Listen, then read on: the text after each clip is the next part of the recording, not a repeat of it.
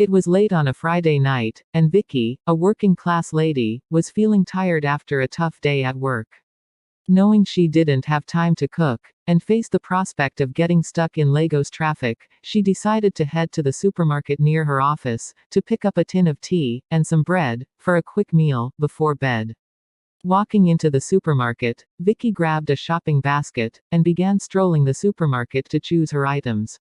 When she reached for a tin of Milo tea on the top shelf, a stranger's hand unexpectedly touched hers, causing her to turn around, and see who it was. It turned out that the handsome young man behind her also had his eyes on the last tin of tea in the store.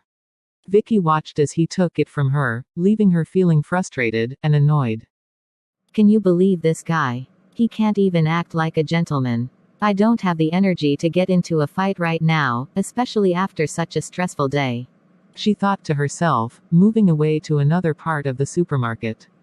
As Vicky tried to walk away, she stumbled, and almost fell, but Kelvin, the young man, reached out, and caught her, preventing a potentially heavy fall.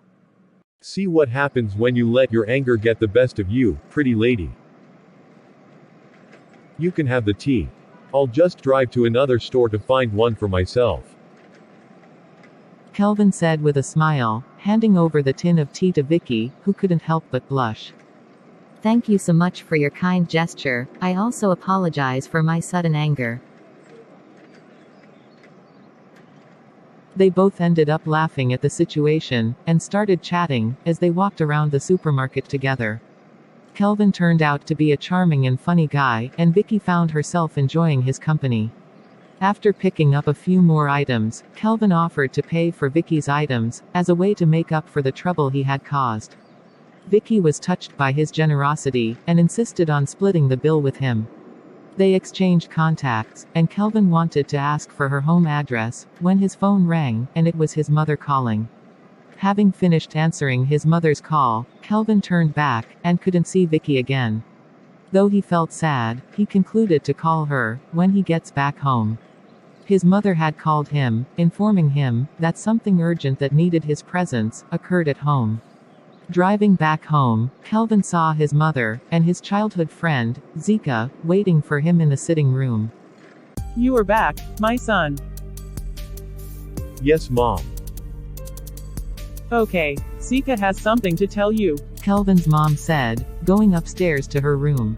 She desperately wants her son to marry Zika, because of the friendship she has with her parents, and wants to strengthen the bonds between both families. Hi Kelvin. Don't tell me you were the something urgent Mom told me about. You could have chatted me on WhatsApp so we could talk. Besides, I know you are here for me to accompany you to a party, but hey, I'm stressed out to attend any now. You guys are unbelievable. I have lost a treasure tonight, Kelvin said, heading to his room. But Zika pulled him back. I love you, Dave. I'm not here for a party but to express my feelings to you.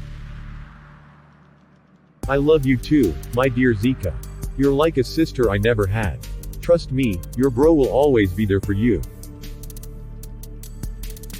Excuse me.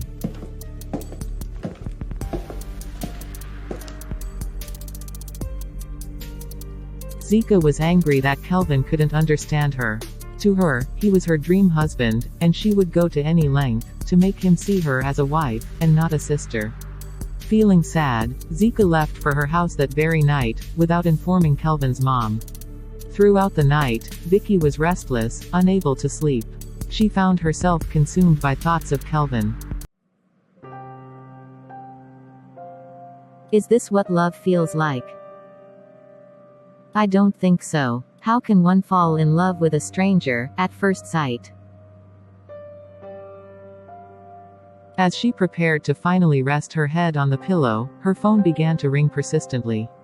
Glancing at the screen, and seeing Kelvin's name, she eagerly answered the call, going into a conversation that lasted until the early morning hours. From that night onward, Vicky and Kelvin continued to deepen their connection, becoming closer with each passing conversation. Kelvin, eager to share his feelings, sought the right moment to confess his love to Vicky, who also felt same. On a sunny Sunday afternoon, Kelvin had everything well planned out to surprise Vicky with a marriage proposal. He even instructed her to dress up, and wait for him to pick her up. Just as he was about to head out to reveal his surprise to Vicky, he was shocked to find Zika's parents, and his own mother, in the living room. Assuming they had come to visit his mother, who was friends with Zika's parents, he greeted them, and was about to walk past them, when his mother pulled him aside, and asked him to join them for lunch. Good day, sir. Good day, son. How are you? I'm fine, sir. Good day, ma'am. Bless you, son. How are you? I'm fine, thank you. Hi, Kelvin. Hi, Zika. How are you? I'm fine, thanks. Oh son, you are here already. Yes, mom. Although I'm heading out now. You are going out. Yes, mom. Okay, but before you go, join us for lunch. Sorry, mom. I can't join you guys for the lunch. I have a plan to meet a friend. Is your friend more important than the family gathering? Common son, don't be like that. Your friend can wait. Just postpone the meeting. No, mom. This is very important. And it's also a surprise. Don't worry, mom. I promise you, you will love this surprise I in store for you, when I return. Bye, mom.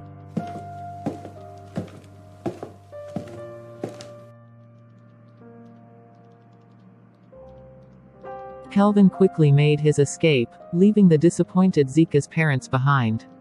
Despite their disappointment, Zika's parents found comfort in Kelvin's mother's reassurance that Kelvin is destined to marry Zika, no matter what. Smiling at each other, they settled at the dining table to enjoy their lunch, hopeful for a future with Kelvin and Zika together. Kelvin took a bold step of declaring his love for Vicky and sealing it with a marriage proposal, which Vicky gladly accepted without any hesitation. I want to spend forever with you.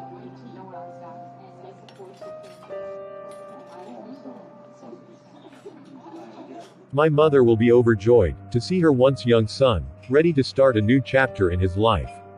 Let's go visit her. With that, Kelvin led the elated Vicky to his car, setting off to share the news with his mother. Back at Kelvin's house, his mother was about escorting Zika and her parents to the car, when a car honked at the gate, and knowing it was Kelvin, she suggested that they go back to the sitting room to discuss about the marriage plan with Kelvin once he comes in. As Kelvin and Vicky stepped into the sitting room, all eyes immediately fixated on them. Zika's parents, in particular, were visibly upset by the way Kelvin held Vicky's around her waist, and were curious to learn more about the woman by his side. Mom, I have a surprise for you.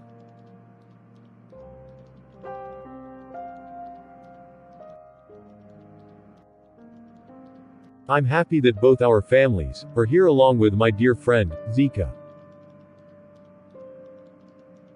Mom, meet Vicky. We met a few weeks ago, and fate brought us together in love. I have already proposed to her, and I want to spend my life with her.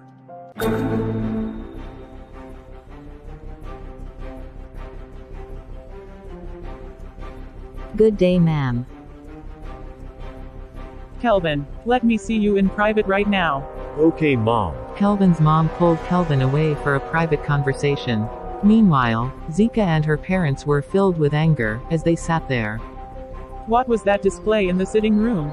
Zika and her parents are here to discuss your marriage plans with her. If Zika isn't going to be your wife, then count me out. Mom, I can't leave Vicky for anything. She is my life. And if you won't accept her as my wife, then I will leave with her this moment, and not return. Really, all of a sudden, you want to go far away with a stranger? How long have you known her to marry her? Or you think love is enough to sustain marriage? Why not settle down with your childhood friend, Zika?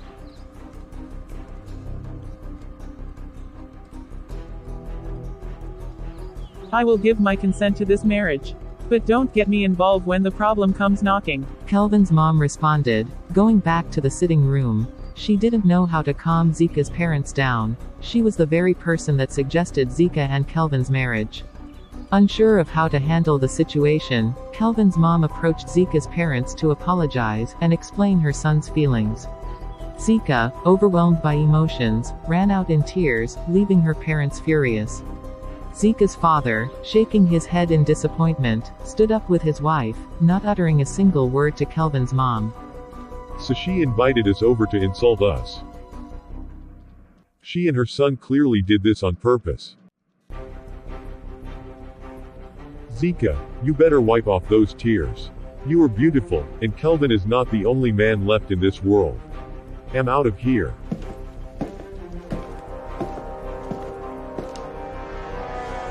Zika's father said, entering his room.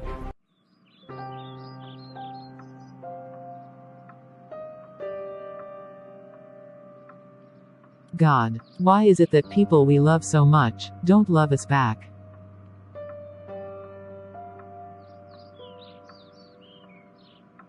Vicky stood face to face with Kelvin's mom. She felt anxious looking at her, but hopeful when she offered a seat.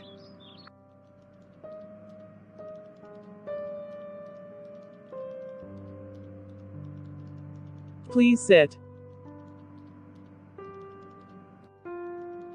Maybe, there is still hope of her accepting me as her daughter-in-law. Kelvin's mom started asking Vicky about her background, family, and job. Vicky answered all her questions politely, trying to make a good impression. But the tension in the room was thick, and it was clear that Kelvin's mom was not happy about the whole marriage plan. After their conversation, Kelvin's mom stood up and said, I don't know whether you truly love my son, but I'm sure that he loves you. I may not agree with his decision, but all I want is his happiness. He is all I have left since his father's death, and I won't want him to make the wrong decision. I know you love him a lot, and I do too. I promise to be a good wife, and daughter-in-law.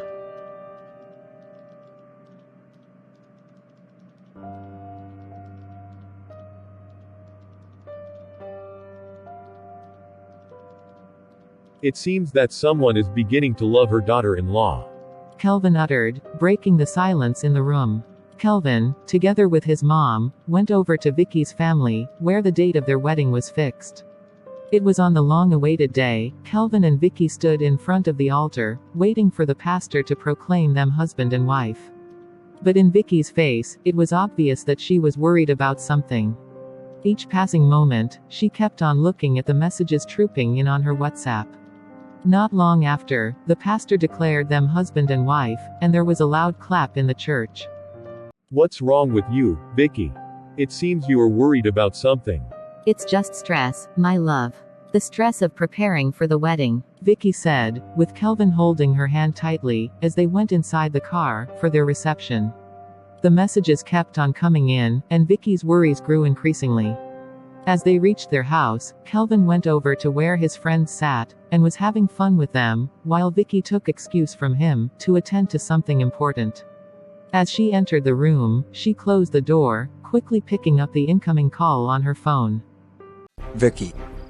You think you are smart, right? Don't even think of playing with my emotions. It's either you come over to the place I texted you, or I come over to your wedding reception, and tell your supposed husband our secret.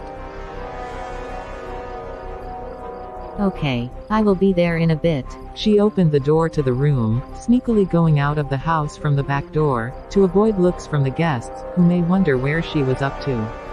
Vicky drove to the hotel, where her caller demanded to meet her. As she entered the hotel room, she knocked on the door, and a man who appeared angry, opened it for her.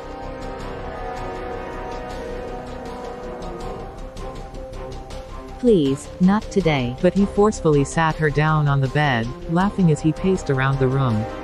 Kelvin frantically searched high and low for Vicky, but she was nowhere to be found. He repeatedly dialed her number, but there was no answer, adding to his growing concern for her safety. Where has Vicky gone to? Kelvin's mind immediately went to the possibility that Zika might have had a hand in Vicky's disappearance. Does Zika have hand in this? Fueled with anger and worry, he stormed out of the house, and speed towards Zika's house, determined to confront her about Vicky's whereabouts. As Kelvin arrived at Zika's house, he was informed that Zika was not there. This news heightened his anxiety. I hope this girl hasn't done anything reckless with my Vicky. Kelvin muttered to himself, as he made his way back to the reception, trying to prevent anyone from realizing that Vicky was also missing. Vicky, have you forgotten the bond we shared so suddenly? You made me fall in love with you, and now you want to leave me to get married, without even telling me? We've come too far for you to just walk away like this. This game must continue, or else, I will have to reveal everything to your husband. What game do you want to continue, sir? Our past should remain exactly that, in the past. And let's not forget, you're a married man. Go back to your wife, she needs you. Go back to my wife, you say? When you're the one who made me lose interest in her. You seduced me at the office, not thinking about the consequences, right? Listen, Vicky. I've fallen for you, and there's no going back. Even though you're married now, I still have right to your body. If you deny me, I won't hesitate to tell your husband everything, and watch your marriage crumble. It all started when Vicky desperately wanted that promotion. She yearned to become second in command at the office, which would double her salary. She knew there were other deserving employees that started before her, but she decided to play the game with her boss, to secure her dream role at all costs. She decided to change her style of dressing, becoming more revealing, and she began to flirt with her boss. She would stay late at the office, to work on special projects with him, setting the stage for what would come next.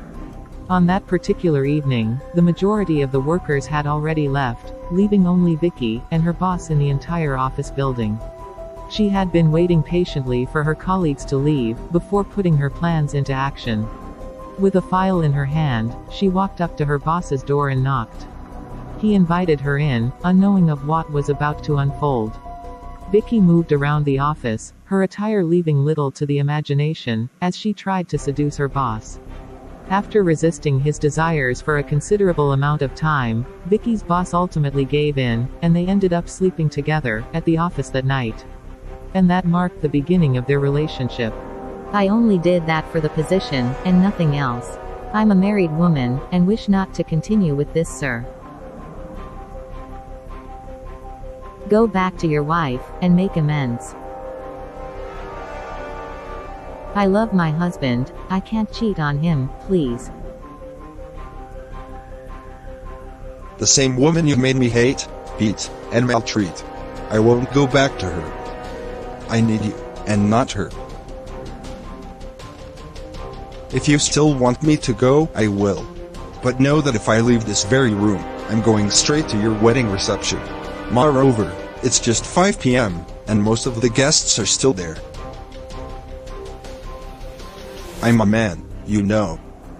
Even if my wife divorces me, I can still get any woman of my choice, compared to the humiliation you will face when I expose our secret.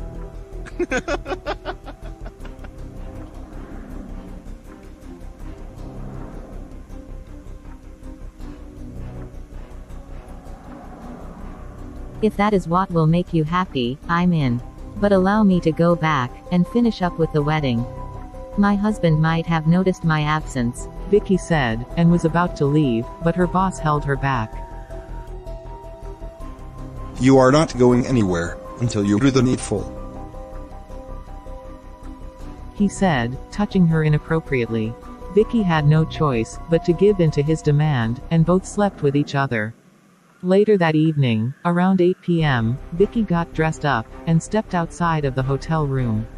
At the same time, Zika, who had come to check up on a friend that recently arrived in the country, spotted her wearing a wedding gown. Isn't this Kelvin's supposed wife? What is she doing here? Maybe Kelvin is still in the hotel, Zika thought to herself. Just as Zika was about to head towards her friend's hotel room, a man came out from the same room that Vicky had just exited, straightening his cloth. This sight left Zika absolutely stunned. As she reached for her phone, she noticed multiple missed calls from Kelvin. Attempting to call him back, Zika was shocked, as Kelvin accused her of kidnapping his wife, and threatened to involve the police if Vicky wasn't released. Frustrated with the situation, Zika couldn't hold back the truth any longer. The same wife who just walked out of a hotel room with her lover. When she returns shortly, ask her yourself if I'm lying. Zika responded angrily, before abruptly ending the call. Kelvin was lost in a sea of thoughts, as Zika's words echoed in his mind. He was trying to make sense of the situation, when Vicky suddenly entered the room. Angered, Kelvin looked at Vicky, and questioned.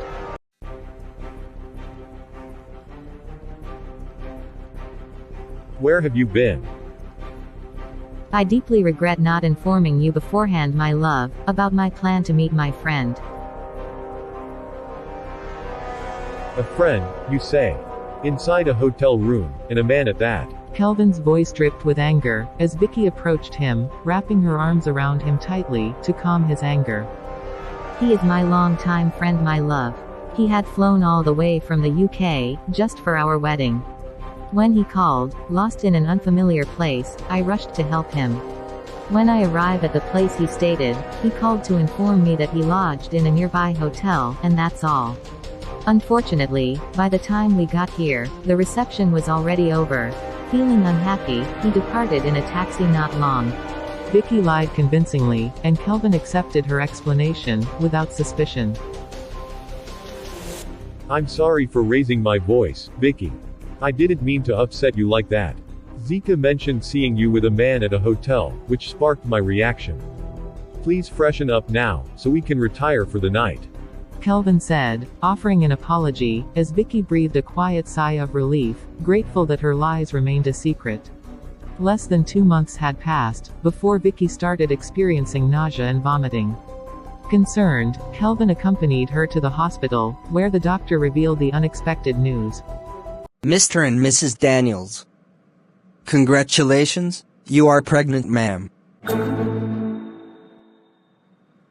Yes. Oh my God, I'm so happy. Thank you, Jesus. Babe, I'm going to be a father soon. Thank you so much. I promise to love and cherish you till the end. Thank you for making me proud and happy. I love you so much, my queen. This revelation filled Kelvin with joy, as he looked forward to becoming a father, a feeling shared by his mother, who was excited at the thought of becoming a grandmother. However, Vicky found herself in a dilemma. She couldn't be certain who the father of the child was, as she clearly remembered the intimate encounter she had with her boss, on that fateful evening. Despite her uncertainty, Vicky made a decision within herself. Even if the child is not Kelvin's, he will never find out the truth. Vicky was relaxing in her room one afternoon. Kelvin was at work, and his mother had traveled to the village. She had taken a break from the office since her marriage, using the excuse of temporary leave. She didn't want to deal with her boss's advances, knowing he would surely make inappropriate advances towards her. As she lay there browsing the internet, her phone rang, and to her disappointment, it was her boss on the line. With a sigh, she answered the call. Hello, my baby. You haven't checked on your daddy, so I thought I would pay you a visit myself. Come out and have the gate opened, I'm right outside your husband's house.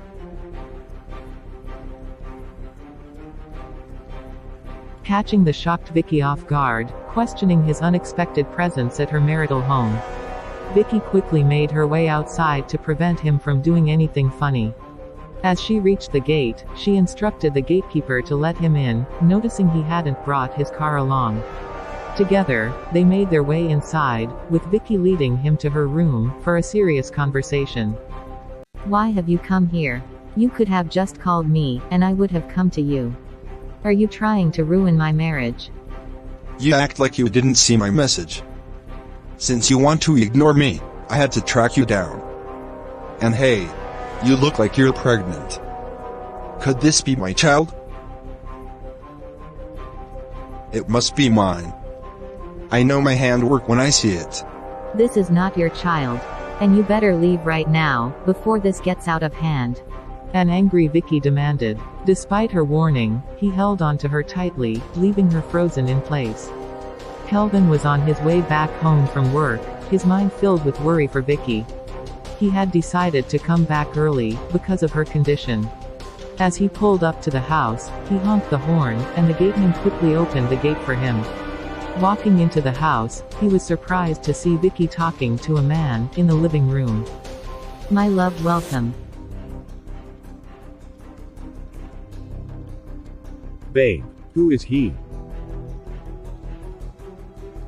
Babe, meet Dr. Sebastian. He is my doctor. He came to check up on me. Kelvin, trusting as always, didn't question her further. Little did he know, the man was actually Vicky's boss, with whom she had been having an affair. As the boss left the house, he gave Vicky a knowing smile, hinting at their secret relationship.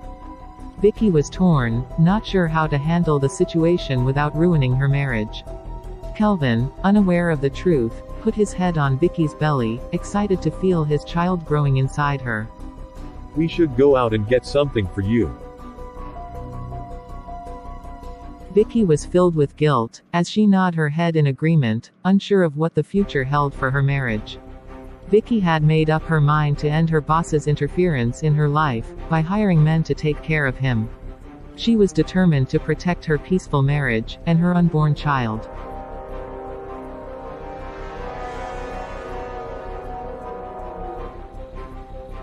Why was I not brave enough to confront her husband? She is pregnant, and there is a chance that the child could be mine. That man who claims to be a woman has not given me a child. Instead of playing games with her, wouldn't it be better to assert my rights to the child? If she denies it, I will insist on a DNA test once the child is born. That would reveal the true father, but I can only do that after the child is born. Should I reveal our relationship to her husband, so everyone knows the child is mine? Yes, I think I should do that. He thought to himself, as he got into his car, to head back to Vicky's house, to claim his supposed right to the child she is carrying. Vicky and Kelvin arrived at a restaurant that he had chosen for their evening out. Vicky, we've made it. And not just us, we're expecting a guest to join us soon. A guest. Yes. Kelvin announced, leaving Vicky curious about who it could be. Shortly after, the waiter served them plates of tasty jollof rice, and as Vicky began to eat, Kelvin drew her attention. Here is our guest for the evening.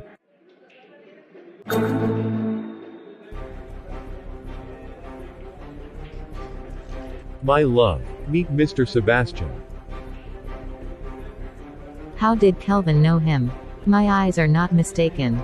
The man standing before me is none other than my boss, whom I had already planned to kidnap tomorrow. I hope you're not surprised to see him, my love.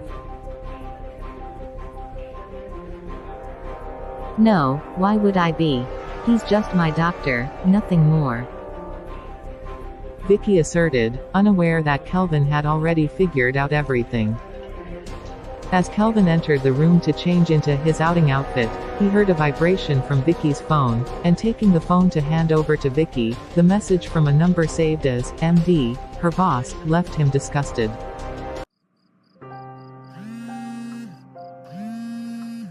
Sweetheart, you got a message in your phone. Vicky, my baby. Your husband spoiled what could have been our moment this afternoon. But not to worry, I will come other time, or maybe you meet me at the same hotel we had fun on the day of your wedding.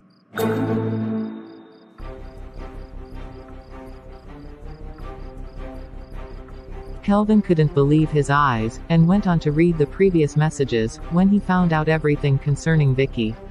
She was in an affair with her married boss, and even went on to sleep with him, on a day that was supposed to be a night for the both of them. Kelvin was determined to expose Vicky for her betrayal, but he didn't want to confront her directly. Heartbroken and angry, he decided to take matters into his own hands, and planned to confront the man she was having an affair with.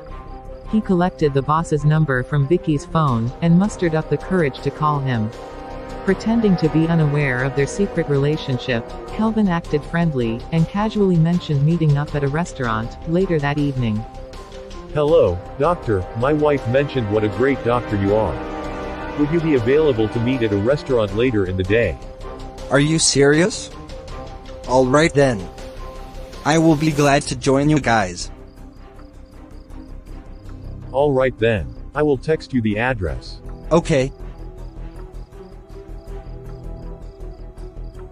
The boss, unaware of the trap that was being laid, eagerly agreed to the meeting. That was how Kelvin made a plan for both Vicky and her lover of a boss to meet face to face with him at the restaurant. Kelvin was hopeful that Vicky would finally tell the truth, but she continued to pretend that nothing serious was going on with the boss. Despite this, Kelvin proceeded to offer the boss a seat, and he sat down, eager to reveal the truth. However, Vicky kept signaling to him not to say anything. Suddenly, Vicky excused herself to go to the bathroom, and shortly after, the boss also excused himself to answer a call, but instead headed to the bathroom, where Vicky had gone.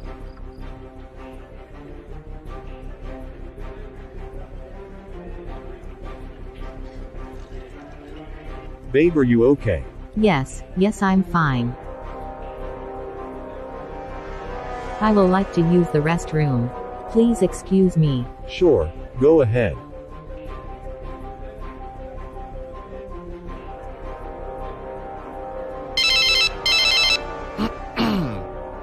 Please excuse me, Mr. Kelvin. I would like to take this call. Excuse me. Sure.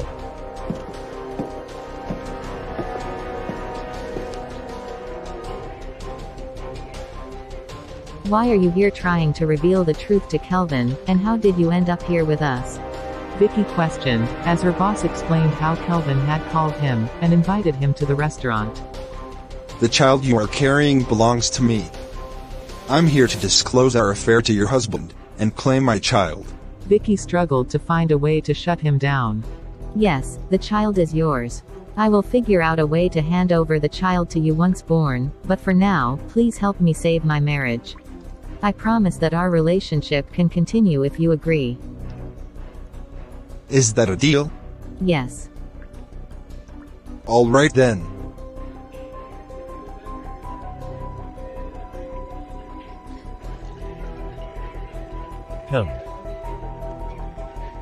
Should I expose Vicky or not?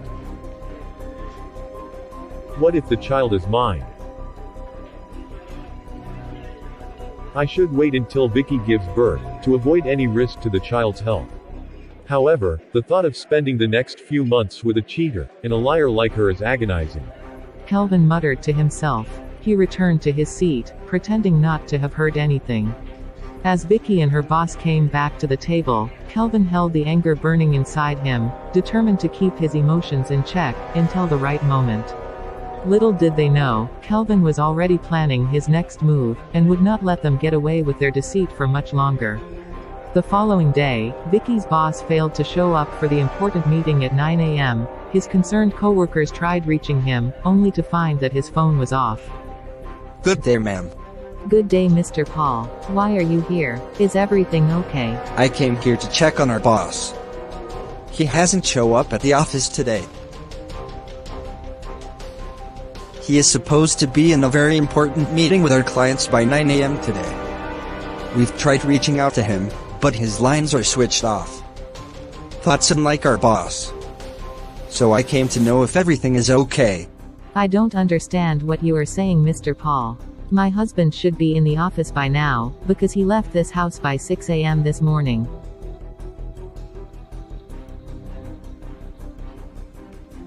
As time passed with no sign of their boss, the clients grew impatient, and decided to leave, accusing him and his team of incompetence.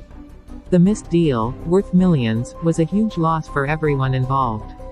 After 24 hours of his disappearance, a report was finally filed with the police, who launched an investigation into the strange circumstances surrounding his kidnapping. The co-workers were left worried and anxious, unsure of what had happened to their boss, and hoping for his safe return. Hello, ma'am. I called to inform you that we are unable to carry out the task. What? I paid you for this. Yes, ma'am. We intended to capture him on his way back from the office, but he was nowhere to be found. What?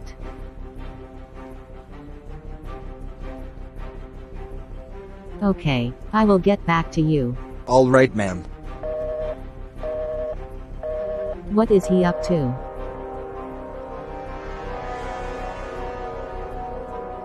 As the police continued their investigation, they made a frightful discovery the following day. Vicky's boss was found dead, along the same path leading to his office. His lifeless body was found in the back seat of his car, covered in blood, pointing to foul play. Beside him lay his phone, which was off. Upon turning on the phone, the police stumbled upon a text message between the deceased and Anita, revealing a shocking connection between them. He was claiming to be the father of her unborn child. This revelation added a new direction to the case. Mrs. Vicky held a high position in this company, but had not reported to work since her recent marriage. Okay. Armed with this information, the police quickly obtained her new address, and immediately proceeded to investigate further at her house. As a knock echoed through the door, Kelvin's mom hurried to answer it, only to be met with the sight of the police, standing outside. Good day, ma'am. Good day, officer. We are here to inquire about a woman named Vicky. Does she live here? Kelvin's mom confirmed with a nod, before calling out for Vicky. Curious, Kelvin came out as well, his attention drawn away from his phone. Good day, officer. Good day, Mrs. Vicky. We're conducting an investigation into the sudden disappearance and death of Mr. Sebastian Davies. We would like to know what connection you had with him, and any information you may have regarding his death.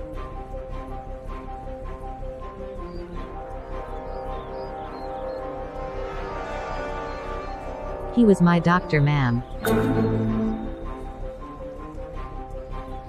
How did I unknowingly marry a woman as cunning as Vicky? God have mercy on you. Based on the messages we discovered on his phone, it's obvious that you and him are involved in a relationship, as he was talking about fathering a child, and you being pregnant. Additionally, your co-workers at the office mentioned that you work for him, so I claim that he is a doctor, the police officer stated, before arresting Vicky. Son, do something. Don't let them take her away in her condition. After the police had left, Kelvin opened up to his mom about everything he had uncovered. She comforted him, but also reminded him of the warnings she gave when he was considering marrying Vicky. Vicky was brought to the police station, but due to her condition, they decided to keep her at the front desk. The police then went to Vicky's boss's house to speak with his wife, only to find the door open. They searched every room in the house, but she was nowhere to be found. As they were leaving her room, a police officer accidentally kicked over a waste bin, revealing a cloth stained with blood. The officers were shocked, as it appeared as though a murder had occurred in the house. They immediately went into their van, to begin searching for her. Just a few days later, Vicky's boss's wife found herself arrested by the police, as she attempted to flee the country. Taken to the police station, she began narrating the dark events leading up to her husband's untimely death. I was resting in the bedroom when he returned, late as usual. The moment he walked in, he unleashed his anger on me, throwing insults and threats. He declared that he would soon chase me from our home, claiming I was worthless. With a baby on the way from another woman, he saw no place for me in his life.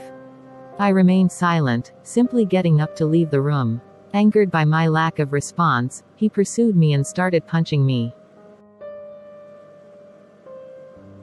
In a desperate attempt to escape his attack, I pushed him away. Tragically, he hit his head on the wall, which led to his death. Fearing the consequences, I sought the help of some boys, to stage his disappearance, placing him in the back of his car, and driving to a lonely area. The next day, they obeyed my instructions, returning him to the route he would have taken to work, making it appear as if he had been kidnapped, and killed.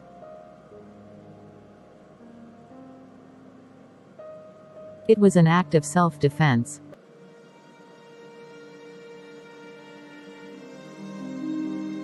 She declared to the police officer, as they escorted her to her cell. After the police officer decided to release Vicky, Kelvin didn't allow her back into his home. Instead, he rented an apartment for her, and made sure all her needs were taken care of, until she gave birth. A few months down the line, Vicky welcomed a handsome baby boy into the world.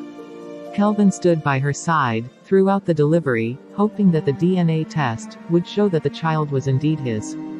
Few weeks later, as the doctor called Vicky and Kelvin into the hospital room to hand over the test results, Kelvin felt a wave of fear about what the outcome might reveal. His mother, who had been eagerly anticipating becoming a grandmother, waited outside the doctor's office. Mr. Kelvin, this is the DNA test that was conducted a few days ago. It has been confirmed that you are not the father of your baby boy. God, please no. If you are willing to accept him, that is entirely your personal decision.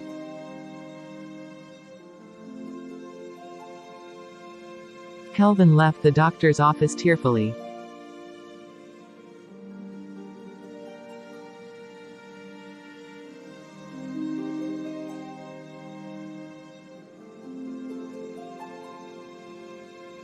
Son, why are you crying? Is the baby yours? No, mother. The baby is not mine. Vicky has shattered my heart. How will I survive this?